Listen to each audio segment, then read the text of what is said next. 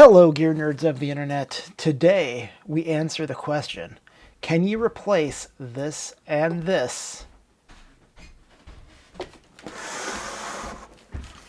with this Fosi Audio TB10D integrated Class D amplifier?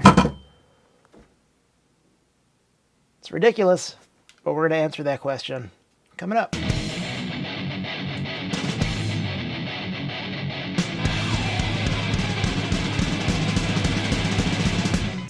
In the morning.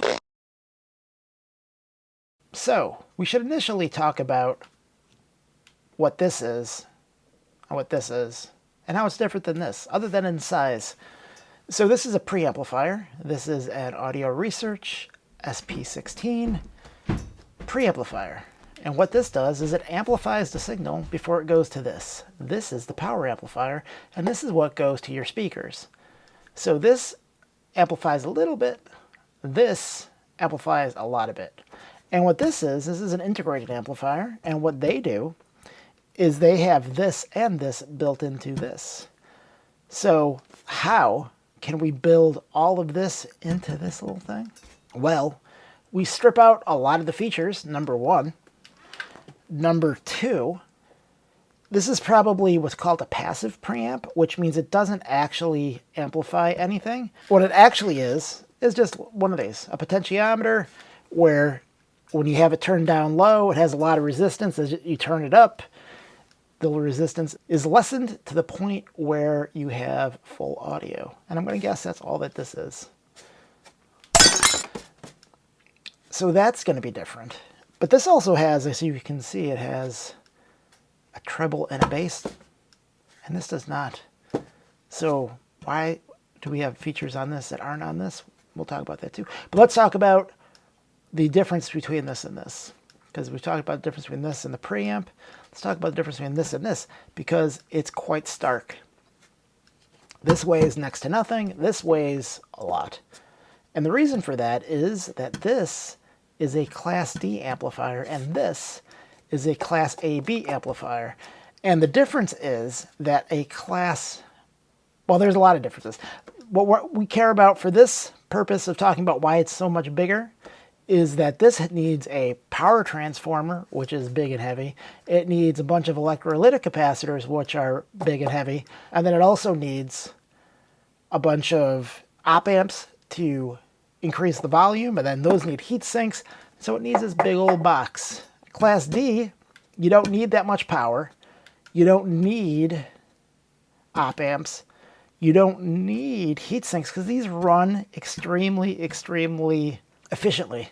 Whereas these, not so much. And then there's a Class A we don't really want to get into, but those run even less efficiently. So if you want to think about it in like layman's terms of things you've probably experienced in your real life, this would be like the difference between an old light bulb and a new LED light bulb. And I know what you're thinking. I don't like LED light bulbs. A lot of people like these more than these because the sound usually on Class AB is a bit more natural and better sounding than a Class D. However, Class D technology has really come a long way, and the difference isn't as big as it used to be. It used to be a lot different, sort of with LED light bulbs too. When you first had them, like, oh, these are horrible, and now they're pretty good. So one day, I think these will become mostly obsolete, and Class D will run the world. However, we're not there yet. So let's talk about the features. This is 130 watts per channel into 8 ohms. This, according to Amazon, is 600 watts.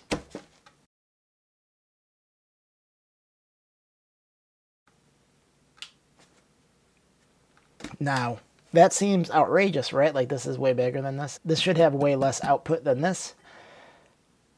Yeah, well, let's talk about how they get 600 watts. So if you scroll down on the Amazon page, which I'll link below, if you buy it, I'll get it like 3 cents. So buy one of these and check it out yourself. So if you scroll down, you'll see this. And what they don't tell you at the top of it is that it depends on your power supply. The only way you're going to get 300 watts is if you have a 48 volt 10 amp power supply into a 4 ohm load, and that's max output power, which means you turn it up all the way to the point where you can't listen to it, and the loudest noise it makes, 300 watts. And that's per channel, by the way. The 600 watts is not per channel, it's for both channels. So that's tricky. Then it's also tricky that you need a particular power supply to get the advertised wattage, but it gets a little more tricky. Because what power supply do they give you out of this list? 32 volts and 5 amps. And what does that get you? For the rated output power, 50 watts per channel.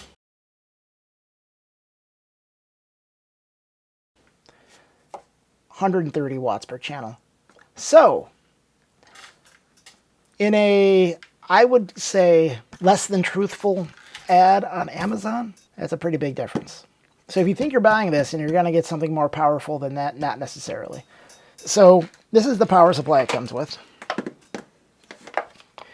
And as you can see on the back, 32 volts, 5 amps.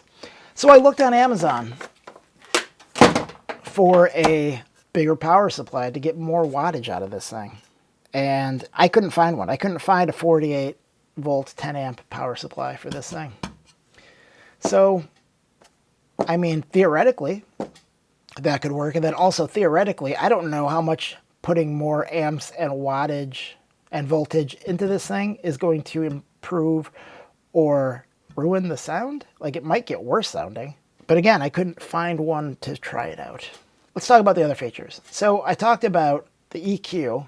However, the reason this doesn't have it is theoretically, you want to hear the mix as provided from the recording. You don't want to hear your idea of what the mix should sound like. So for decades now, higher end audio gear does not have an equalization. You can buy them separately. Shit Audio makes one. I did a review. Look at the end. I'll have a link to that review at the end of this video. And so mostly what you use this for is to make up for the lack of good engineering in your device. So on something like this, you don't need it. On something like this, you need it. And we'll get to that when we talk about the sound. Let's talk about features. Look at all these features. Look at all these inputs. Look at all these outputs. It has a built-in phono stage. This is tube. Look at all these features. You can do balanced, or you can do unbalanced, or you can run to multiple speakers. This, you cannot. These are your options on the back. You have one input and one set of speaker jacks. Is that worth the difference in price between these two items and this? Well, this thing I paid like $50-something for. This, when it came out, was $2,000, and this is still available, and this is $1,500. So are these features worth the $3,500 difference? Because like this is basically free when you compare it to this. I would say probably not. I mean, I don't really use many of these features. I use main out, and then I use, I don't know, an aux in, and then one speaker output, and then I don't use balanced because this doesn't have balanced. And so I just plug into unbalanced. And so I don't really need more than this. So theoretically, this could get me there. But there's some other features on the front that I like. It has a mute button, which is nice. It has a, what you can't see is it has a remote, which is nice. It has, again, multiple inputs, which could be nice, but currently I'm only running my turntable. And then what is also nice is that this has a mono switch that is on the remote. This does not have a mono anything. It has a power switch and a volume and treble and bass. Are those features worth $3,500 to me compared to this? Not really. So let's talk about the sound. So I plugged this in, and using a couple of different phono preamps, I originally thought, wow, this isn't that bad. But what I noticed is as I turned it up, it really fell apart. And this is what I thought it was, a 300 watts per channel amplifier. And it wasn't until I actually turned this up and it began to fall apart, I realized that's not right. And so that's when I scrolled down on the Amazon link below and I saw, oh wait, no, that's not 300 watts per channel. It's 50 watts per channel. So I don't have a gigantic room, and some people's room, 50 watts might work, depending on what the efficiency of your speaker is. Mine are 88 dB. If you have speakers that are more efficient, this might work for you. If you listen in a room where the speakers are like right in front of your face, like in a desk sort of situation, this may work for you. If you're in a moderately sized room with moderately efficient speakers, this still might work for you, but you're not going to be able to turn up the volume very loud because once you get to a certain point, it begins to fall apart. So that's when you might want to look into a better power supply. However, good luck finding a better power supply. And the better power supplies I found, which weren't the best that you could run with this, were still significantly expensive to the point where it's almost the entire price of this thing, which didn't seem worth it. So let's talk about how it sounds. It does not sound as big as this setup at all. It does not sound as nice as this setup. I think the vast majority of people, probably if you're not listening very closely, you wouldn't be able to hear really much of a difference. Most people wouldn't perceive a gigantic difference, not a $3,500 difference. This, however, the bass is way lean, so I had to turn up the bass, again, to compensate for the engineering on this thing. And then I turned up the treble a little bit too, because as I turned up the bass, the treble began to lack a little bit. For $60, you can do a lot worse than this thing, but it is not going to replace something like this. Maybe in the future, maybe you could find a power supply. Maybe they can make one of these that are 2 mono block and then have this be 100 watts per channel. That would be cool. That would be real cool if you could do that. I don't think you can run these in mono. That would be awesome. Because I think if you ran these and had 2 of these in mono at 50 watts per channel, that might sound as good as this Roto. Maybe. It would be close.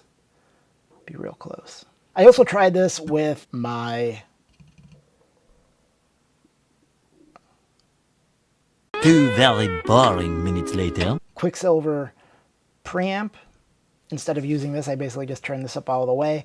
And I didn't hear a huge difference. The Quicksilver was a little smoother, but it wasn't so big of a difference where I would say definitively that I couldn't live without the Quicksilver preamp and just use this. Man, I wonder if there's a way to make this mono. Fosi Audio, if one of you guys are watching this, or gals, I don't know who you have working for you.